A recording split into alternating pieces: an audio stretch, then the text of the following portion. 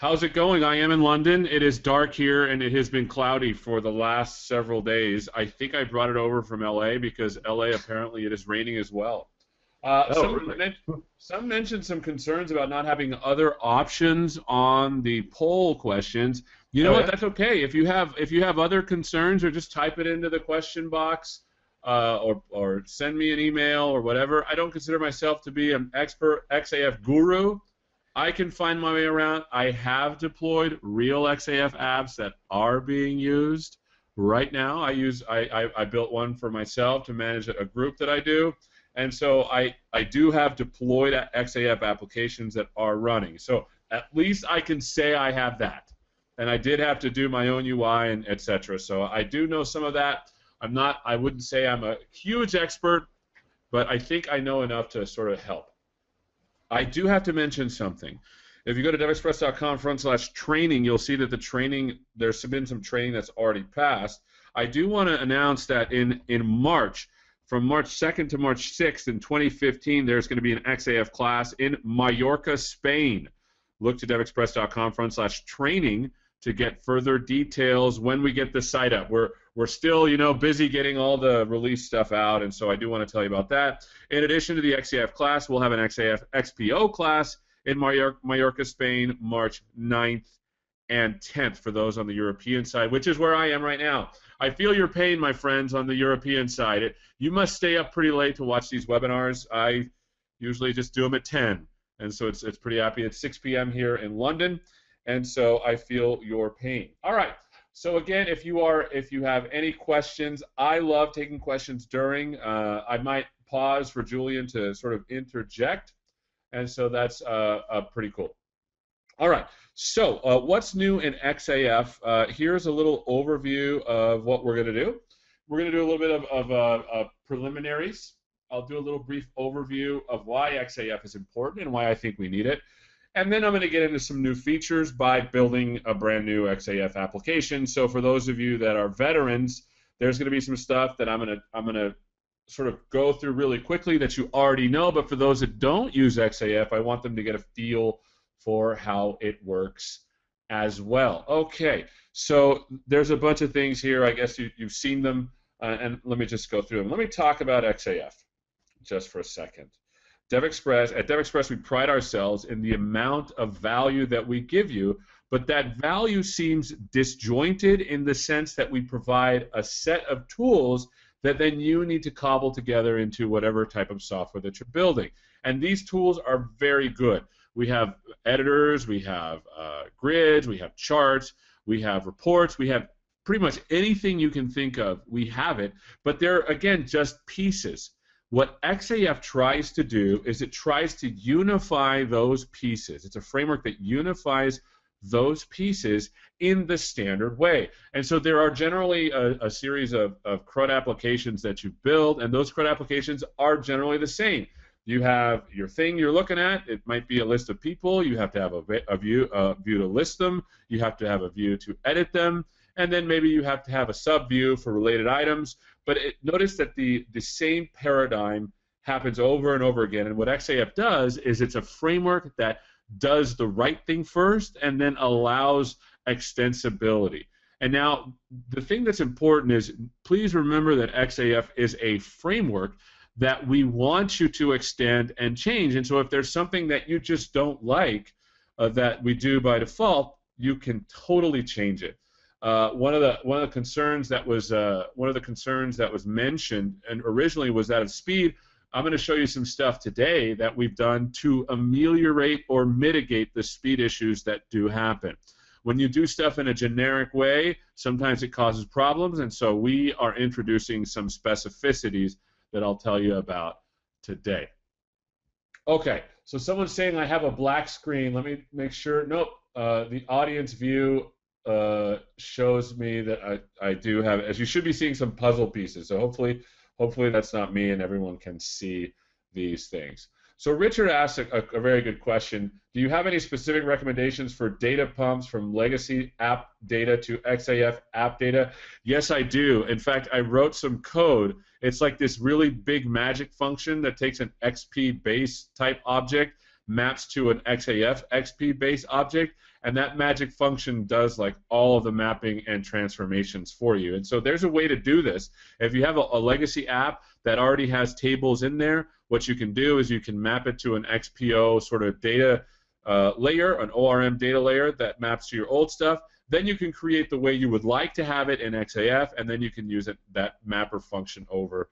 There is a little bit of coding involved, but it happens once, and you can test it, and it's a read-only type thing from the old database, and so it's not destructive. So it's a really, really good question.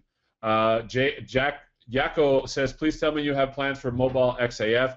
I get to advise several of the teams. There's team leads that are there that deal with those kinds of issues. But my advice to them is that we need to do some work on the UI side, and I would probably say that involves mobile. And so again, that's something I would like to do. If that's something you would like us to do, please send me feedback, and I can forward it on to the team as an advisor. Okay, really good questions so far. Okay, so you know my demos are, I don't know how, I must admit I'm so busy preparing my demos that I don't watch some of the other ones. I will, but my demos are, I don't know if they're different, but I like to just build stuff, right? Because I think I don't like the hand wavy stuff. And so here I have an empty, nothing in Visual Studio, and I am going to start from scratch, and I'm going to start to show you some of the things that we've done to make things a little bit easier. So I'm going to call this, I don't know, my client app. And what I'm going to do is I'm going to first tell you, look at what XAF looks like now. Remember before there was like, I don't know, there was like the one project that does this, and then there's the other project that does this other thing that I don't know what it is, and then there's this other project that does this thing, and then there's this other project that does that thing, and so on and so forth. We had tons of those. Notice that now we only have one thing. And that one thing is to help with that sort of learning curve that many of you in the poll said was causing a problem. I think 29%, a third of you, said this is difficult. And the other third said we haven't used XAF yet. And so that's a pretty big amount of people. Let me show you what this does. And as we go through the wizard, you sort of get a feeling for what XAF is because we explain it to you in the wizard. So let me hit OK. The first thing I want to tell you is that XAF, again, is a framework that has some base stuff to describe what your business domain or your business model is, but then it can visualize all of those little puzzle pieces that we have into a complete application, and you can choose to do either Windows or web or both. So the same model that you use for the Windows client application will work on the web. So I'm going to hit Next. The next thing that's important is what kind of backend do you want to use. We have a lot of options here. Entity framework code first, entity framework model first. Again, can I just, little hint, right? In EF6 this exists. This is going away in EF7. So that's just something you need to be aware of. So if you're going to start a brand new thing, I probably would not use this. Not our doing, okay? I'm putting my hands up in surrender. That's not something that we decided to do. But in EF7, there is not going to be a model first, so you need to be aware of that. I'm just going to go ahead and choose XPO, Express Persistent Objects, and hit Next. Now, this is just the ORM that is going to be used at the base layer of the actual application. Okay, let me go ahead and hit Next. And this, again, gives you another feeling for what's happening. Because when I talk about puzzle pieces of an application, sort of I imply that these puzzle pieces were components, like an editor or a chart, etc. But there's other pieces that are fairly standard across all application, and one of those is authentication. And if you want to know more about this, the cool thing about this wizard is that we provide links to all of this stuff. So as you're going, you're thinking, hey, you know what? I don't know what I want. Go ahead and click here, and then you'll be able to open up the web page, give it a little read, say, yeah, that's not the one I want, and then go to Active Directory, give it a little read, and you can totally take a look at how everything sort of is set up. I'm going to use standard authentication, and I'm going to use client-side security, meaning that we're going to be using sort of the standard app to database model. Notice that we have middle tier security as well, because you can also, XAF will allow you to create this sort of application middle tier that runs on its own as a service or as a WCF service or a remoting service, and then you can sort of say what type of middle tier you want to have. And so again, just to give you a little feeling for the amount of stuff you want to do that you can do with XAF, if you want to have sort of the database, a middle code layer, and then your applications, you can totally do that with XAF. All right, let me hit next. The other part of the puzzle pieces that really is kind of cool with XAF is we have bits of functionality. You saw one bit right away, and that was authentication, but there are tons of other things that you can do that sort of are bolted on, or that you can use that is bolted on. So I am going to go ahead and, I don't know, let's pick one, reports, because I started with DevExpress, I started with reports, and so I'll just do reports, and there's tons of other ones. The cool thing is you can pick the ones that you know you need, and later on you can add the others as we go. I'll talk about that a little bit more. Now, this is the wizard. Notice that as you pick things, it will tell you what it is, and you can also go to a link to see what is it that it does. And so again, these are pieces of functionality that you can add. I will add a piece of functionality later, so you can see, for example, we're going to do scheduler for a little bit later at the end of the webinar, and I want you to see how you do that. All right, let me go ahead and click finish, and then it's going to make the app. All right, so Julian, while it's making the app, any questions that I can answer? Well, no, actually. Dennis and the team are answering them basically as quickly as they appear. I know, but I want to see them. Is there any good ones I can do in general? Here's one for you, although it should be really... Oh, too late. You've got it. Oh, okay, it already came up. Okay. All right, so notice the next thing. While the wizard is very powerful, it's also important to know we just sort of have this little thing. I think we're reworking this, but this is just the one we come up with now. We might have a better one in the next release. But notice we go through and we say, hey, look, here's some stuff that you can do. I always start with this. Let me erase that. I always start with this. Add a business class. If anything, if I can tell you anything about XAF, if you're a brand new XAF user, the first thing to do, always do this. Once you do this, you will get a really solid feeling for what the spirit of XAF is. So let me go ahead and create a new business object. And to do that, I'm going to say add and hit new item. And then I'm going to go to XAF, and I'm going to go to domain object code only. And again, we're making a client database, so I will go ahead and type in client. I will tell you that we already have a number of base classes available for your standard type stuff, like people. We do have a person class.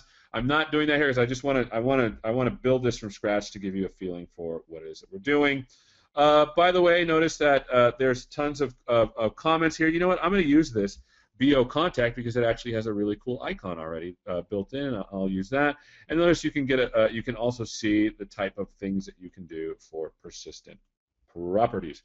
All right, I'm going to lean on CodeRush with our expanding templates to write some code. So the first thing is we're going to do a name for the client, and then we're going to do a birth date, and I think that's it. Let's just start with that, and then I'll Control-MO this to get it a little bit smaller. And now that you've built this simple base class, this simple domain object, I'm going to run the application, and I'm going to start with the web application.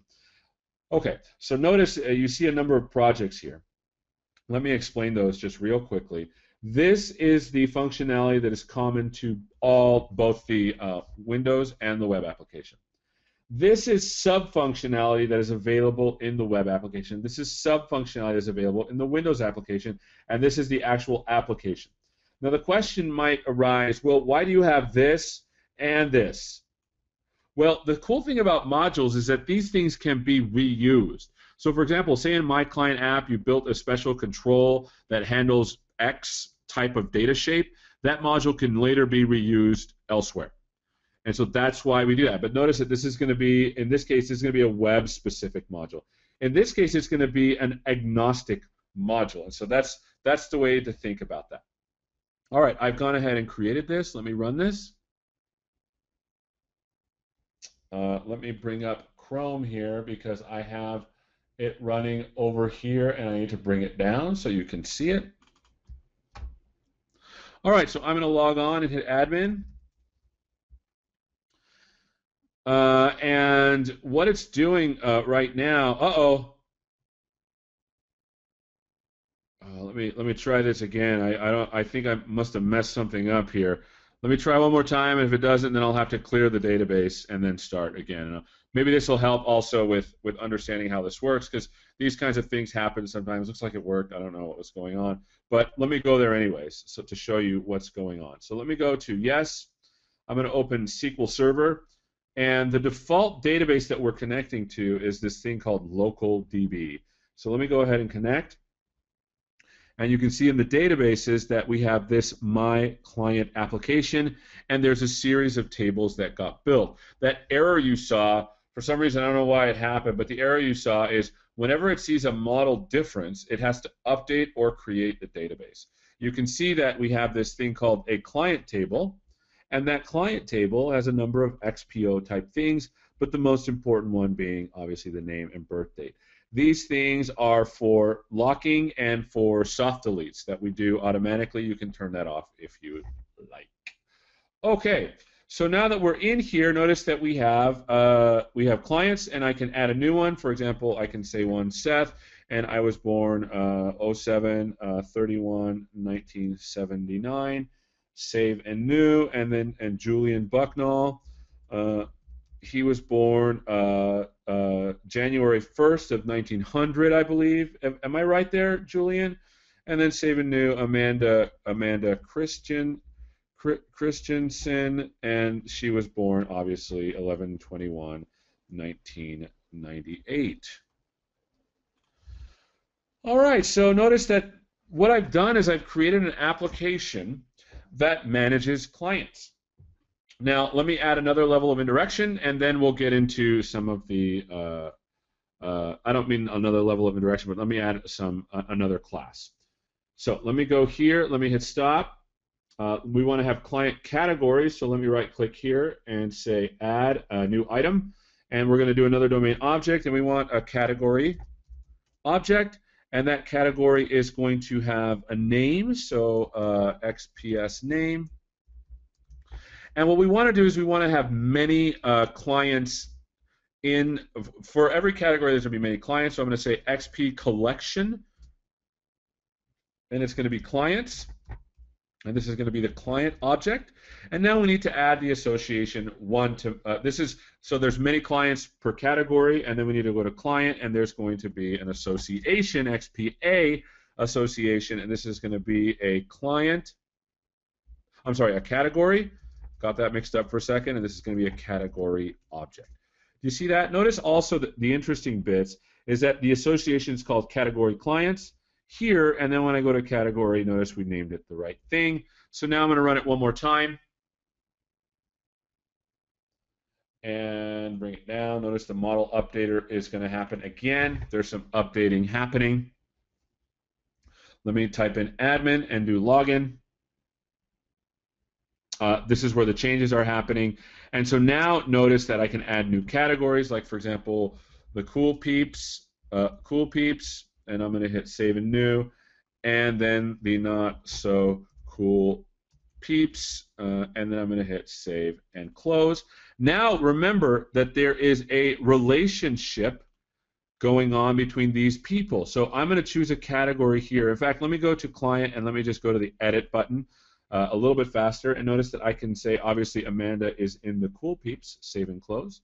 I can go to Julian Bucknall, obviously he is in the cool peeps, save and close, and then I'm going to go to Seth, obviously not in the cool peeps, not so cool peeps, so save and close.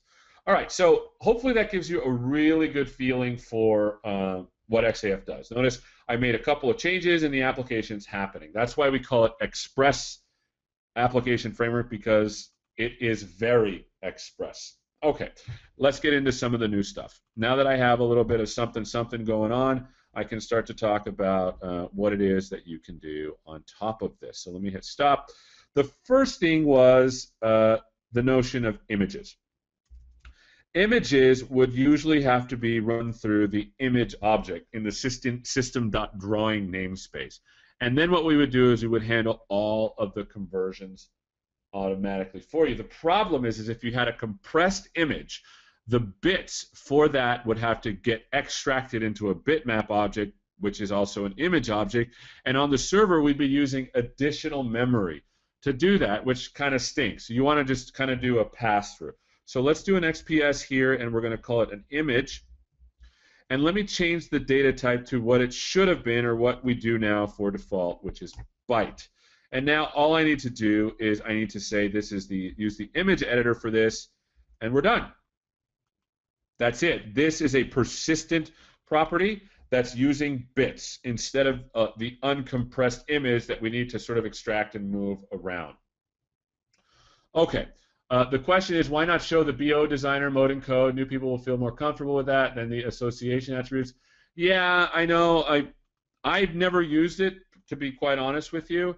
But if you want to use we do have a business object designer to do that if you like the more WYSIWYG kind of thing. But in essence, this is what it's doing for you. Great comment, Dennis. Okay, so let me go ahead and run this again. And let me get the where's the browser here? Let me bring it down here so you can see it. And let me hit log on. So now notice that we have some clients and there is an image. So let me edit Amanda and let me put a picture of her. So let's see, she can be this one. So I'm going to hit save and close.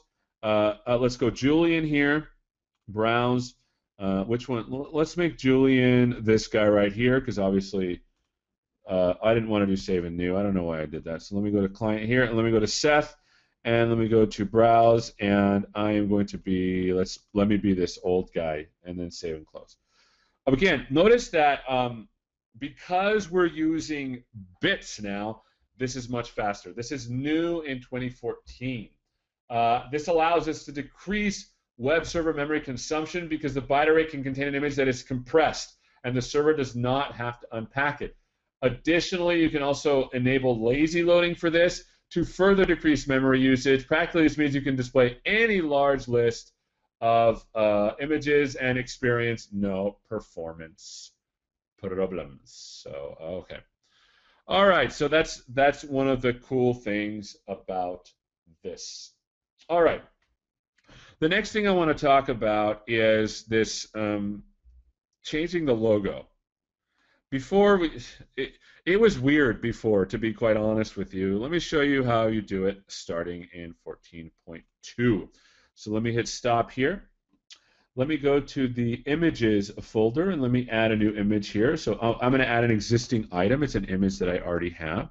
And obviously, the best image that you could ever have for any type of application is bacon, because everyone loves bacon everywhere. Some people don't love bacon, and that's okay. Obviously, if you don't eat pork, and that's okay. I could have put like a piece of chicken or cow. In essence, food always makes for good icons. So what I'm going to do is I'm going to go to bacon here, and I am going to go to move this into embedded resource and Control-Shift-B. So now we can go into the model designer and make a change. Now, a brief word about this, the difference between this thing and this thing. Okay? We will use both. The model, this model editor, allows you to change the functionality that exists already in your XAF application.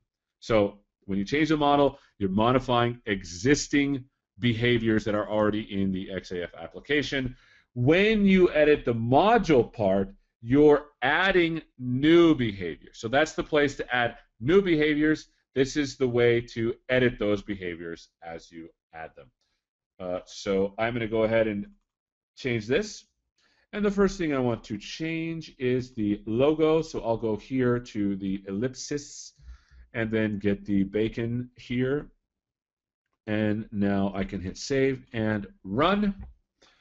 And sure enough, you will see that at the top left corner, not yet because the login screen is going to come on, at the top left corner, you're going to see the actual logo that we've added. There it is.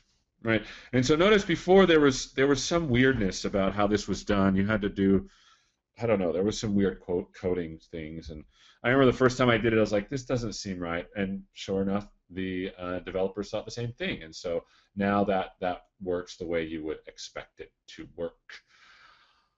All right. By the way, CodeRush does have an XP date time. It's XPD8. Did I make that a string? Oh no, I think I made that a string. Thanks for bringing that to my attention, people. I wanted that to be a date time. Let me go to business objects here and let me change that. Did I make that a string? I did. Yeah, you did. Oh, come on, we've been laughing in the background. So XPD8 birthday kapow. And now I can take this out. And now I can take this out. That was nobody. You people laugh at me and don't even tell me what's going on. Yes, there is an XPO template for dates. Sorry about that. Esteban says, how can I add external web forms? That's a really good question. You can create your own custom views that are mapped to specific domain objects, and you can use those as your default views. Again, question, how do you add them? Well, in this case, you have to add them via code inside the web project. And then what you can do is in the model editor, you can say, okay, whenever this domain object is loaded, use this view that you made. Okay, so let me go to the client again. Looks like all the birth dates are gone, huh? So Amanda, boom, you see that? She was born on December. She's fairly young. So we'll do year 2000, save and close. Here, by the way, is it? Okay, so I was born July 31st, 1979. Look how good looking I am, guys, seriously. And then Julian, oh, did I just update Julian? That can't be Julian. Julian was born the year 1900, 1979, oh, right. Yeah. Plus or minus a few years, yeah. Right, and then Seth is, I was born July 31st, 1979. Okay, save and close. So yeah, it does work with that. Okay, the next thing I want to show is reporting. By the way, remember how magically I added that module for reporting a long time ago? Yep, it's there. So let me go to here and let me click on reports. Before, the cool thing about reports v2 is it allows you to add reports into the project itself, right? And then those reports would show up, and you could clone those reports. So imagine you can create a staple of 5 to 6 base reports, and then what your end users would do here is they would clone the reports, like with this copy predefined report. Now you can make brand new reports. What? Hey-yo. So this is we'll do a client report, and then we can map it to the appropriate data type. In this case, it's going to be category, and I am going to hit create. How cool is that? Seriously. Now your XAF app can do report editing on its own without you having to do anything except click that one little checkbox that I had before. What I'm going to do is I'm going to go to the collection data source. I am going to drop the name on there. Okay, so that's the name. I'm going to make this big here, so you can again, just like anything else, you can go through and change the font, you can change the style, the appearance. So here, so that you can do styles, you can do design. In this case, there's tons of stuff you can do. I'm not going to dwell too much on this because it's more of a reporting thing. But now what I'm going to do is I am going to drag this up a little bit, boop, and then I am going to add a detail report band, boop, and then I am going to show you that even hierarchy works really well. So the name of the person. Let me drop that in there one more time. Sometimes I don't do it right. Let me just double click. Come on. So drop it on there. Sorry, I don't know why that didn't work the first time. So client.name, the birth date. I don't know why this is. Maybe it's the browser thing. So double click here. Oh, I hate it when this doesn't work the right way. And so now I'll drop the image on there.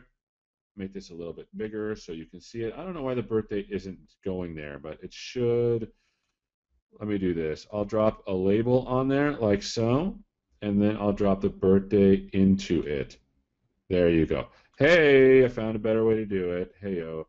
All right, so now I am going to drag this over, and we should have a report ready to go. So let me hit preview. And you can see that there are the cool peeps that are being loaded. So I'm going to go back to the designer, and I'm going to hit save. And now notice that I can X out of this, and now you have your client report, handy dandy client report. All right. By the way, let me go to page number 2. There it is at the end. Okay, so now you can see that the report is already done. Okay. So that is the reporting feature for the ASP.NET side. So again, we talked about the new image property editor. We talked about adding logos and how easy that was. And then we talked about the end user report designer for ASP.NET. That was pushed right into the XAF application. Okay, let's move right along and let's go to the WinForms side. Now, some of the stuff I'm going to talk about applies to both the WinForms and the web. The stuff I did just then is mostly web. The new byte array applies to both Win and web. Now, again, the reason why there's a difference between the way stuff happens in the Windows client and the web client is just because it's a different model and our controls are a little bit different in each. So now I'm going to start to talk specifically about the web. Now, copy predefined report was disabled at that time. Pauline asked, copy predefined report is disabled. Can we use it? You should be able to use it as far as I know. The reason why it was empty is because there were no reports to check. So here, let me do this. Start new instance, and let's go back for Pauline. She Pauline. I think that's a lady's name, so I'll say she. Let's go to this reports. And let's go to, notice that now when you check on it, oh, looks like for some reason it's not enabled. I'm not sure. It might have to do with the fact that the copy predefined report deals primarily with reports that you define as inside of the assembly. I think that's what it is. And so, yeah, you could still create the base reports and then you can copy those predefined reports. Alrighty. Okay. So, let me close this up and let me go back to the client application. And let's talk about some of the things that you can do in the client application. All right, let's talk about grids. A couple of things that we're going to talk about with grids that are fantastic. To me, seriously, it's probably the best thing since sliced bread. So let me go to the module Win. Again, if we're editing or modifying existing behavior, you go to the model. If you want to add new behavior, you go to the module things. So we're modifying existing things. So let me go down to the views. By the way, a word about this. This is a tree view, into your entire application. You can literally do anything with this. So, for example, say you want to change the way the captions are for localization. You can do that. Right? You can add a regex file and then add values for this. The other thing is if you want to get images from some other place, you can totally do that. Another thing is, for example, your BO model that you've set up. You have category and client. You can add stuff. Well, yeah, you can add members and stuff. I wouldn't do it here. I'd do it in the class. It's a little bit easier. Or you can change the way actions happen. Or what we're going to look at here, well, or you can change the way navigation happens. So, for example, you want to, I don't know, have clients show up first or something. I don't know. But the one that I want to look at now is how we look at the views. Now, for everything, there is a couple of views that you can look at. So notice for the category, there's 4. For the client, there's only 3. And why is that? Well, because on the category side, there is a list view to show all of the category clients. Now, all the categories. This is for the relationship. This is to show a detail of it. And this is to show the list of it. And this is to show a lookup. So, for example, when you're in the client view, you can, when you're in the client view, you can look up a category to assign. So that's what this will look like. And so what we want to do is we want to look at the list view. Previously, to modify these things, you'd have to move these columns up and down and blah, blah, blah if you didn't want to show it or whatever. Now look at this. Pow! right here, we have the grid itself that you can actually use and edit and change the way you would want to show it. So for example, say I want to show the category first, and then I want to show the image. Done. Before, you'd have to do weirdness here, blah, blah, blah. You don't have to do that now. So let me log in again. Now I'm in the Windows application. Notice that the Windows application has the same data already because it's looking for the same things. But notice now when I go to clients that this has been changed so that it's in the right order. Another thing about list views that I want to talk about for a second, there is this thing called the data access mode. And before, here, there's three things in there. Before, in 14.1, we had a preview release of this feature, the data view feature.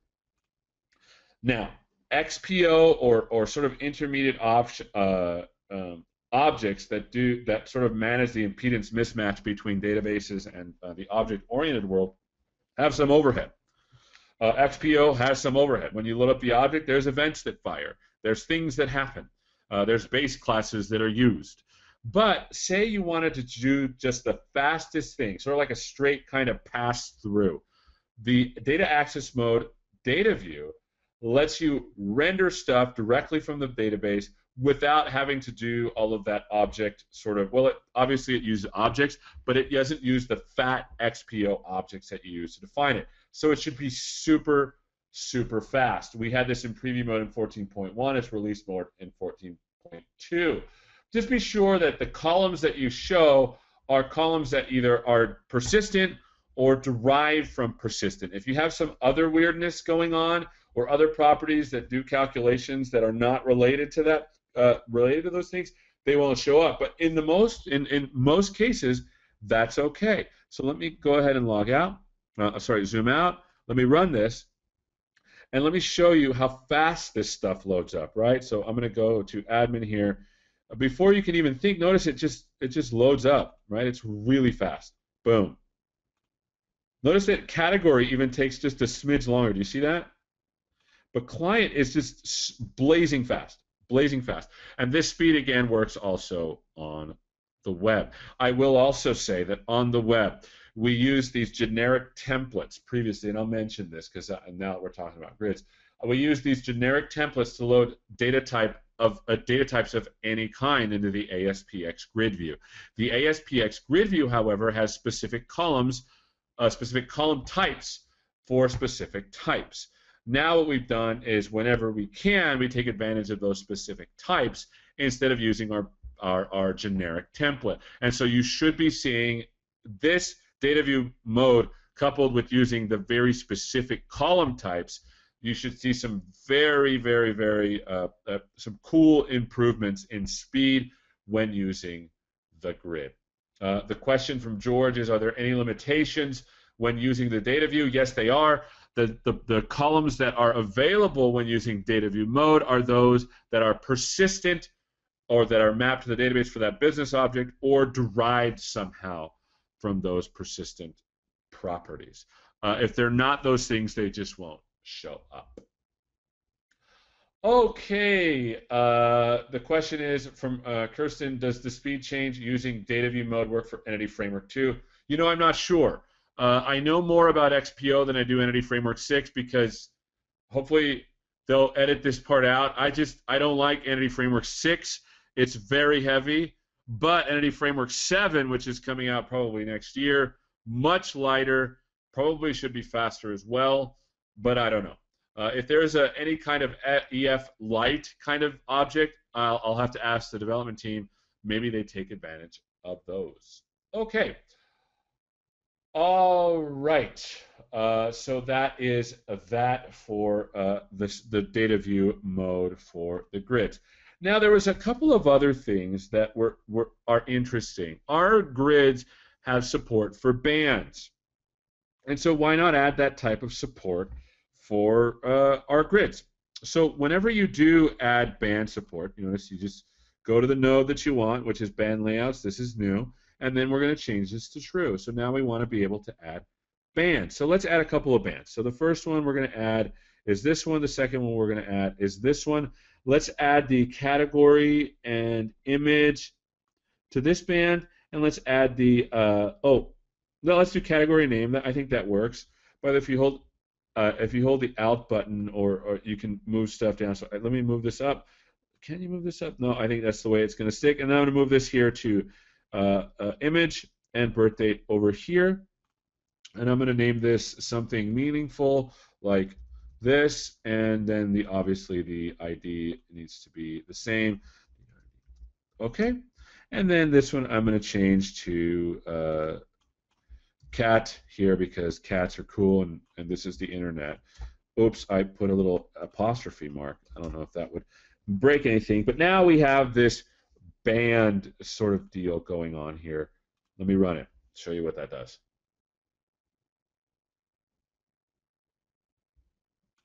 So log in here, and now notice that we have, you see that? We have the image here and the name here. The category sort of inside of this cat. I see the DRD, but I think for some reason I tried to add, did I add everything? The name should be there, but I don't see it. Let me go ahead to make sure that it's all okay. Let me go to A to Z and make sure the visibility is set. But yeah, it should be showing up. I don't know why it's not. Let me move it up to this one and see if that will do it, and we'll move the image over to the category. There you go. Now we'll run it, and let's see what it does. Admin, okay. The question are bands available for the web as well? Yes, they are. So the stuff that I'm showing you should work. By the way, you can see there is the name. What was the other thing that it was supposed to show? Name, birth date, category, and image. No, it's working. The only thing that it's not showing is the birth date. I don't know why that's happening. Let me hit close, and let me show you a couple of other things that might help with that. So notice that we have an index here. So this is the row index 0. So that should work. It should work. But let me show you one more thing that I think is important. So let me change this category, and let me set the row index to 0, and let me set the row index of this to 1. Okay, I'm going to go to name here, row index 0, and then the birth date, row index 1. And what I'm going to do is I'm going to run it and show you that this, by the way, what I'm showing you right now, this does not work in the web, primarily because the grid view doesn't support row indices. But notice that now we have cool peeps here and then the image here. I'm not sure why the birth date isn't showing up.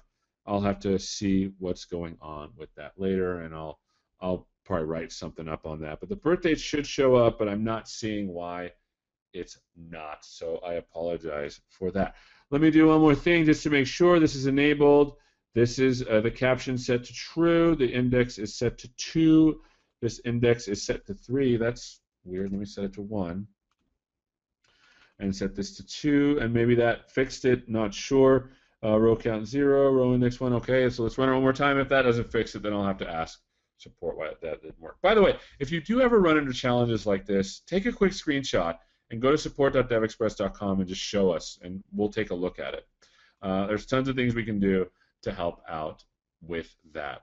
The question is, but server mode from Jens, yes, for list views, you also have the server mode option. You can see that right there to do that as well. Data view, server mode sort of fetches stuff using some kind of link thing. The data view mode is much more lightweight, though, because the objects do not have to be created. Okay, so that is that for the grid. Chris is saying, is it finding birth date because of data view mode? Maybe. You know, I don't know. Honestly, I tried this before and it did show up, but maybe there's... You deleted birth date from the database, from the object, and you replaced it with birthday. Oh, of course. Of course. You see, this thing is saying it's the wrong thing. So I need to pick it. I need to go to the... Yeah, I need to refresh the model somehow, and that's probably the problem that's happening. So is it still running? No. So I did. So that's why there's a mismatch, and there's a way to reset. So in fact, when I rebuild, sometimes you find these. It'll tell you, hey, there's a problem. Where am I fixing this? I'm fixing this here. Yeah, sometimes there's a problem with that. There's a way to refresh it. I'm not going to get into that now, but yeah, I changed the name, and that's why it broke. Sorry about that, guys. Okay, so now let's talk a little bit about. So I talked about the grid designer. That's new. The next one is I talked about data view mode. I talked about band supporting grid list editors, and then I talked about data specific columns for ASPX. Okay, so let me go here, and let me go to this model designer. Let me quickly double check this and see what's going on for this, because people are asking me, well, how do you fix it? This should be birthday, but for some reason I'm going to reset the differences, and let me go to this thing here and go to client, and it should say birth date now. And this should be no, for some reason it's not doing it. I'm not sure why it's not. Maybe if I rebuild and restart, not restart. I don't want to restart. Maybe if I just Control-Shift-B, and then I open this model thingy again, and then in client, still. Oh, there it is. Works now. Hey-o, there you go. So I just had to, the reason why it didn't update is what happens is while the model is open, it's in memory, so I have to rebuild, close it, and do it again. That's Matt Holliday, by the way, just said that at 6:53. Thanks for the late warning. Okay, Matt. Jeez. All right, let me talk about a new feature also that we're adding. One of the interesting things about this model editor is that the model editor can actually be edited by the current user if the permissions allow it. By the way, I need to get in here and fix it if I want to do that. So notice that you can do model editing within the application itself, and that's very, very, very powerful. But here's the thing. We store this in the user's directory. Whoever the user is, we store it on a local system. And so say, for example, Sally, who does all of the input work and is your guru with your application, say she has a very specific way of setting up her XAF application, and she's like, I love this. If she were to go to her laptop from her desktop, those model differences would not persist. But now we do. We persist them automatically. In fact, notice you can see we have a table that was added magically, and you can see, let me go to select top 1,000 rows. You can see there's the default one, and then there's the one for me that's set up there. Additionally, you can also do something crazy. So for example, I am going to go to navigation items, and I am going to go to default, and under items, I'm going to add a new thing. I'm going to add a new navigation item, and that navigation item is going to take us to the model difference list view. What? Boom. I think that's it. So now I'll hit save and I'll run it. And I'll hit log on, and now you'll see there's this model aspect difference, and you can see what the model looks like for me. This is what the model looks like for me when I'm running it. I don't suggest you change this, right? I suggest you change it here under Tools, Edit Model, and then these changes will persist and work across for this particular user everywhere. So the question from Mario is, does this new model difference work automatically for existing projects? Good question. My suggestion is to in a sandbox environment, upgrade and see if it works. But my sense is that if it's a file, that you probably need to, once you enable it, you probably need to change the model to the way you want it, or you can probably just cut and paste the model file directly into here. But careful, there be dragons there. Okay, and that's what I wanted to tell you about that. All right, I am running out of time, so I am going to show you two more things quickly. Actually, I'm going to show you one more thing quickly, and then I'm going to describe another. So I'm going to go to the Windows application. Remember, if we want to add new functionality, we go to the application or module portion, And I do. I want to add new functionality.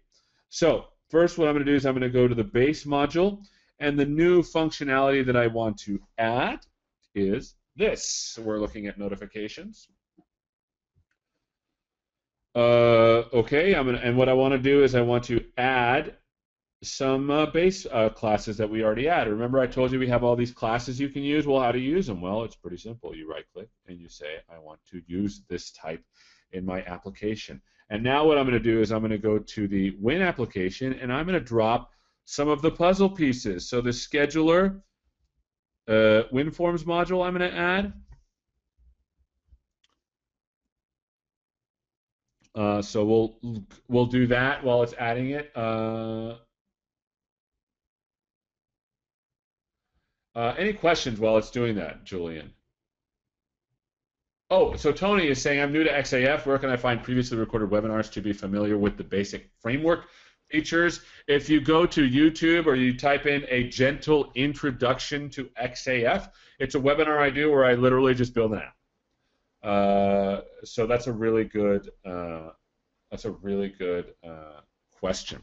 All right, so that was added. You can see the scheduler module is in there, and now the new notifications module is there as well. So I'll drop this puppy on the notifications module. And I think that is on. All right, now I'm going to run it.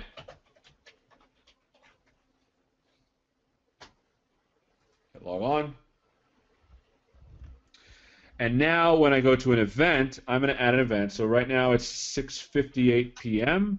So I'm going to add an event here. Do something, right? And now what I'm going to do is I want to have it notify me. But how do we do that? Well, here's another cool thing about XAF.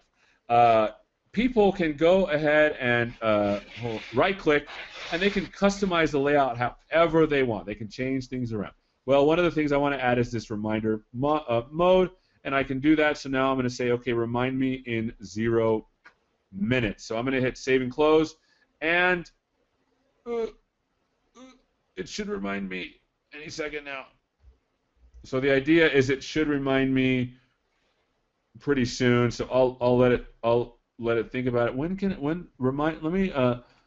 Remind me in 0 minutes. Did I save it? Let me move it up, and then let me move it down. Oh, there you go. It's because it's not 7 o'clock yet. It's not going to remind me. Oh, you know what I could have done? Let me dismiss this. And it's 6:59 right now. Let me edit it, and let me say, remind me in 5 minutes before. So save and close. There you go. Snooze it. Now, here's the cool thing, right?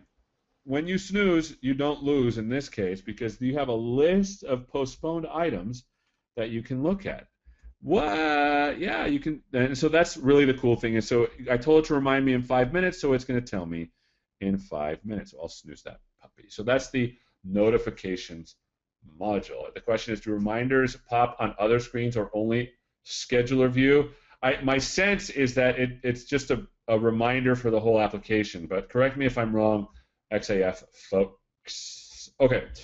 The last thing I'm going to show you, and that's going to be it for what I'm going to show you, is this notion of the ribbon. The ribbon is an interesting thing, right? Because sometimes you want to add your own custom ribbon. So I'm going to say add new item, and what I'm going to do is I'm going to go to XAF, and you can see now we have this new main form Windows. Oh, that's not the one. I want the main erase. I want the main ribbon form. So notice that I'm going to go here. I'm going to hit add. I am going to go to the design time, and notice that on the ribbon itself, let me go to this thing. We've added this whole XAF action controls thing. So now you can add buttons for your own actions inside of XAF. It's a lot easier. The question from Matt is there a web ribbon? Not yet, but that's an interesting feature request. I certainly will relay that on to the team. Okay, so I think I went through everything, and I ended just in the nick of time. Julian, any questions? Just in the nick of time? Yeah, just about. Yeah. Pretty good. We have a whole bunch of questions, a lot of them been answered already. The team is doing valiant work in the background. I could always put you on the spot and get you to answer them. Okay, sure. Yeah, okay.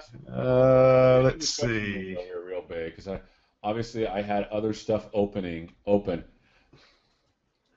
So Dave asked, can you distribute model changes?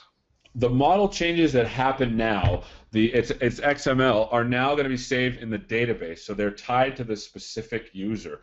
And so those model changes, when they happen, follow the user around. Hopefully that's the question he was asking, I think. Okay, next question. Most existing videos for XAF are really old. I'd like to see actual trainings with deeper introductions and controllers. I know. We agree. Yep. I promised the team I would work on it, and I just have not been able to do it. I'm pretty busy. I get to advise several teams, and so I love XAF. I use it for stuff, but I just have not had a chance to do it, and I really want to get to it. Good question.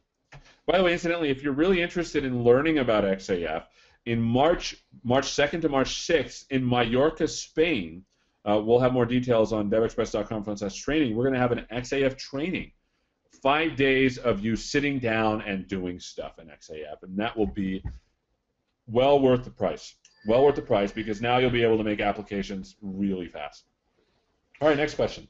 On the notification issue, or the notification feature, I should say, how does the reminder work with multiple users? Do they all see the pop-up? That's a good question. I don't know the answer to that. If they do answer it, then yeah, I want to know. That's a good question. I barely found out about this feature probably 2 days ago. And I was like, wow, that's way cool. But again, it is a framework, so you could probably get in there and do whatever you want. By the way, the training is going to be in English, and it's going to be provided by Oliver Sturm. And so if you want to hear it in German, you can ask him to say stuff in German, and I'm sure he'll be happy to. So that was Marcus, who wants to know about German. All right, next question. Next question I have here is, can you send notification to other objects, not event objects, like a bill that has a due date? I don't know. I'd have to. The thing again, it is a framework, so you can do whatever you like. But I'd be interested to see how it's implemented, and then give you guidance in that regard. That's a really good question. I don't know how to answer it. Right. Where can I download some laboratory or guide lab to best practices for XAF?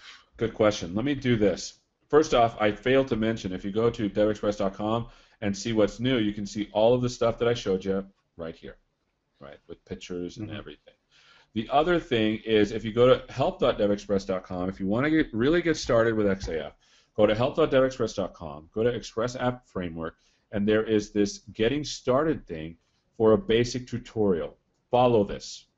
In fact, this is the video I was going to make. I was going to make this video where I just do this, where you can watch me do it.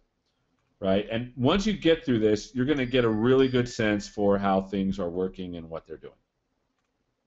Okay?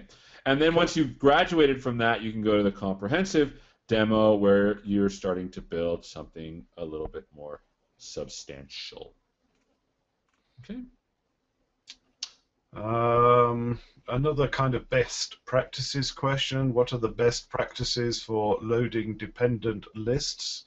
Combo box with stored procedures? That's a good question. I get this question often. My suggestion is, if you are going to fight the framework, you're going to have to fight it, right? The framework expects to use map directly to the database, especially if you're using XPO.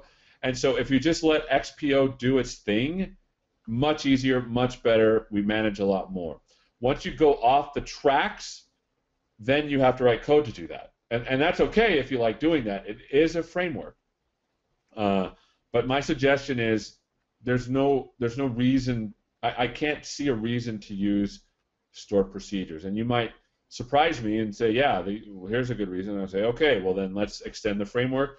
let's create a new controller, let's create a new view, or let's create a custom view to do associations, and then there's ways to do it. Yeah, but it's better not to fight it. Great question. And next question. Okay. No.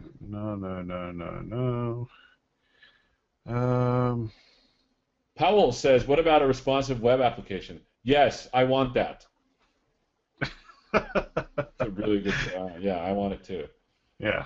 Yeah. I just hadn't would point out that the responsive or the structure for responsive UI for ASP.NET has only just appeared in version 14.2 for the ASP.NET Suite. So you got to give us a little time.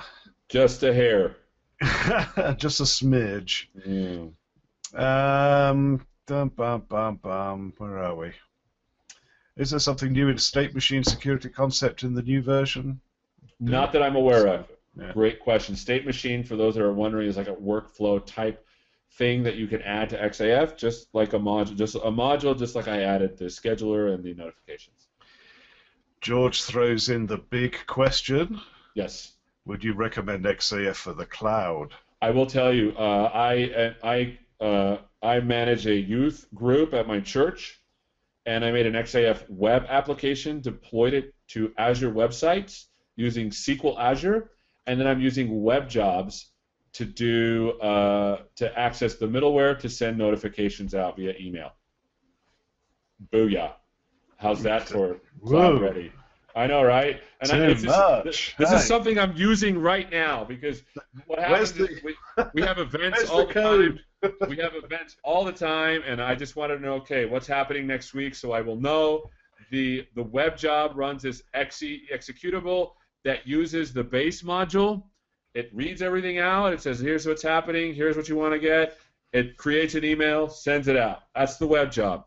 The Azure website is the XAF website, and then it's using SQL Azure as a backend. It is fantastical. It took me 2 days to write, and most of it was getting the right assemblies up to Azure websites. Seriously, I'm not even kidding. And then the other thing was getting Azure web jobs to work the way I wanted it to. That was what the majority of the 2 days was. Everything else was yak shaving all the way down. Great question. Yeah. And I'm just waiting for the first question to say, what is yak shaving? So yes, look it up. It's a computer science term. Greg says also, I have deployed many XAF projects in Azure. They great. Sorry, that was it's late here. I know it's early there. It's late here. Yeah. So, well, it's 10 past the hour now, so I think it's time we moved on. Okay. Yeah, I think did really well there. Excellent presentation. I'd just like to not warn everybody, but at least tell everybody that we have one more version 14.2 launch webinar, and that's tomorrow at the same time at 10 o'clock Pacific. And it's Mark Miller talking about CodeRush, and especially the new feature called IntelliRush. So that's what's new for CodeRush in 14.2 tomorrow, 5th of December at 10 a.m. Pacific time. As I mentioned briefly right at the beginning of the webinar, we have released 14.2. We released it early this morning. If you're an active customer, you can go download it right now. Just go to the download center on our DevExpress.com website, and you can download it straight away. We will continue with other webinars, kind of more detailed webinars about certain features in 14.2. So, was that me or was that you? So on the 9th of December next year, next week, good Lord, 10 o'clock Pacific, Don Vivier will be talking about ASP.NET and connecting your site to the cloud. The following week, we have Mihul Hari talking about responsive web design with ASP.NET on the 16th of December, and then we go to next year. Don will be back talking about how to make the transition from web forms to MVC, if that's your particular problem. And on the 20th of January, Paul Usher will be here talking about Test Cafe and how to use it to test your web applications. Seating is limited for these webinars, so do register today if you're particularly interested in one or more of them. Go to devexpress.com/webinars. So that's it for this one. Thanks to Seth, and thanks to our XAF development team in the background answering questions as quickly as they could. Thank you for joining us, and of course, thank you for choosing DevExpress. Bye-bye.